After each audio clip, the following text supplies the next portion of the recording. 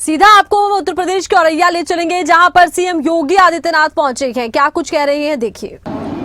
जिनके आवास नष्ट हुए हैं या नदी में विलीन हुए हैं, उन्हें मुख्यमंत्री आवास योजना में एक आवास की सुविधा, ये सभी उपलब्ध करवाने के निर्देश दिए गए हैं। युद्ध स्तर पर एक कार्रवाई चल रही है। पशुओं के लिए भी चारे की पर्याप्त व्यवस्था के प्रावधान किए गए हैं।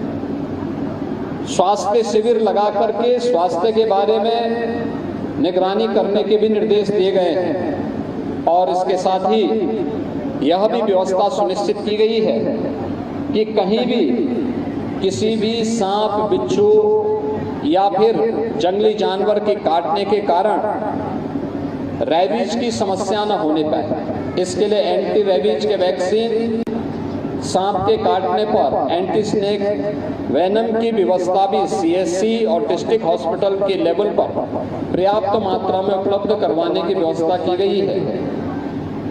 इस समय बरसात और बरसात के बाद होने वाले किसी भी प्रकार के जल जनित और विषाणु जनित बीमारियों से बचाव के लिए भी वहां पर छिड़काव, सफाई की व्यवस्था, स्वास्थ्य के लिए उचित प्रबंधन के निर्देश दिए गए हैं। आज मैं स्वयं भी औरैया जनपद में इन सब कार्यों का निरीक्षण करने के लिए आया हूँ। यहाँ पर प्रशासन मुस्तैदी के साथ यहाँ के जनप्रतिनिधियों के साथ मिलकर के बचाव और राहत कार्यों को तेजी के साथ आगे बढ़ा रहे हैं। यहाँ पे लगातार यमुना जी के जल स्तर में कमी आ रही है और हमें विश्वास है कि हम बहुत शीघ्र सभी लोगों को सुरक्षित उनके घरों तक पहुंचाने में सफल होंगे। यहाँ पे मैंने भी कुछ पीड़ित परिवारों को राहत किट उपलब्ध करवाए हैं। ये सभी उन पीड़ित परिवारों को उपलब्ध करवाएंगे जो भी बाढ़ से प्रभावित हैं।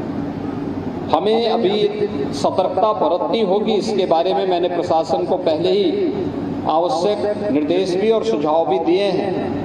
क्योंकि बरसात यहाँ पर अक्सर हम देखते हैं कि बहुत सारी जगहों पर बाढ़ का खतरा अक्टूबर तक बना रहता है। हमें तब तक सतर्कता से इन सभी पर दृष्टि बनाए रखनी होगी।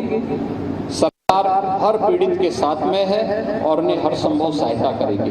धन्यवाद।